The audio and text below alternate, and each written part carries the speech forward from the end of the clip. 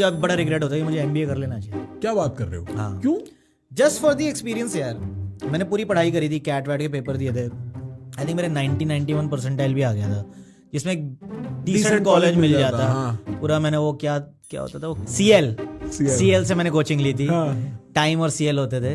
अच्छा। तो हाँ, टाइम होता है, जीके में होता है इनका एक। हाँ, तो ये कंपेटिटर्स होते थे ना, आई थिंक ये दोनों। तो मेरा जब हुआ तो तब मुझे ना पता नहीं ऐसा गिल्ट आ गया था कि माँ बाप के पैसे बर्बाद नहीं करने, क्योंकि तब तक मुझे समझ आ गया था कि मुझे पढ़ाई वढ़ाई में ज़्यादा कुछ करना नहीं है लाइफ में। एंड इसका मतलब ये नहीं कह रहा हूँ कि मैं पढ़ाई में, जैसे मैं क्रिएटिव पढ़ाई में कुछ करना चाहता था, पर मेरे को कोई गाइडेंस नहीं थी।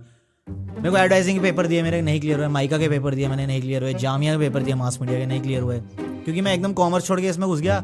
मेरे साथ का कोई ये नहीं कर रहा था, मेरे को इससे पता ही नहीं था कि ये पेपर देने कैसे होते हैं। एकदम मैं पेपर देने गया, उसमें ड्राइंग बनानी है, स्केच बनाना है, ऐसे राइटिंग करनी है, तो मैं ये सब तैयार होकर नहीं आया था।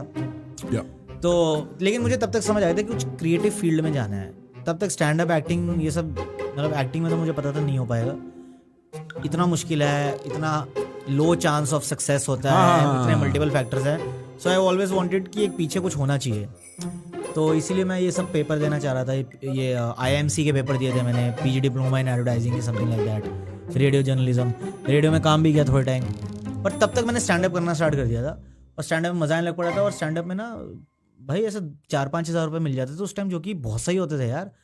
4-5 हज़ार रुपये थिएटर में साला एक महीना प्ले करने के बाद नहीं मिलते थे। क्या बात कर रहे हो? अरे हाँ भाई, कोई कुछ नहीं देता था कोई भी थिएटर में। पैसे कहाँ है थिएटर में? ये तो नहीं है, पैसे तो नहीं है थिएटर में, पर 4-5 हज़ार रुपये महीना ना कर पाना तो दिहाड़ी से भी कम है भाई। तो भाई यही होता था, सब पैशन के लिए करते हैं, पैशन। फक ब्रो, ये तो काफी डेड एंड करियर ऑप्शन हो गया। सबका थिएटर करने का मेन रीजन एक्टर्स का ये होता है। बहुत कम लोग होते हैं जो थिएटर में ही आगे निकल पाते हैं, क्योंकि फिर उसको वो कैसे कमर्शलाइज कर पाते हैं, कैसे सस्टेनेबल बना पाते हैं।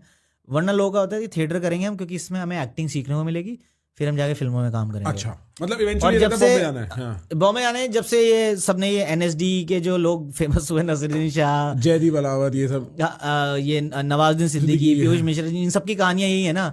तो अब सबको लगता है कि हाँ कि पहले थिएटर कर लो तो हम एक्टिंग सीख लेंगे और फिर उसके बाद फिल्मों में जाके काम कर लेंगे। वो रगेड इंडियन मैन का जो कैरेक्टर, क्योंकि पहले तो सारे ऐसे बिल्कुल चमकीले हीरो रहते थे, तो इनको चाहिए था कि कोई ऑफ द मिट्टी लगे। हाँ। तो अच्छा ये सीन है। तो ये सब मतलब एक्टिंग करके ये लोग वापस जाना सब वहीं जाते हैं। देख, बहुत कम थिएटर करते हैं कुछ लोग की पूरी लाइफ थिएटर में जाती है। हाँ। लोग टीचर्स बन जाते हैं, लोग अपने ग्रुप्स खोलते हैं, but as an actor if you are doing theatre, it's very hard to survive यार। It's very hard to survive. मैं जिनको जानता हूँ जो मेरे साथ थिएटर करते थे और अभी तक थिएटर कर रहे हैं, वो साथ साथ कुछ कुछ करते हैं, और कि वो स्कूल में वर्कशॉप्स ले रहे हैं, या वो कॉलेजेस में प्लेस डायरेक्ट करने जा रहे हैं। सिर्फ as a theatre actor solely survive करना मुश्किल हो जाता है। मैंने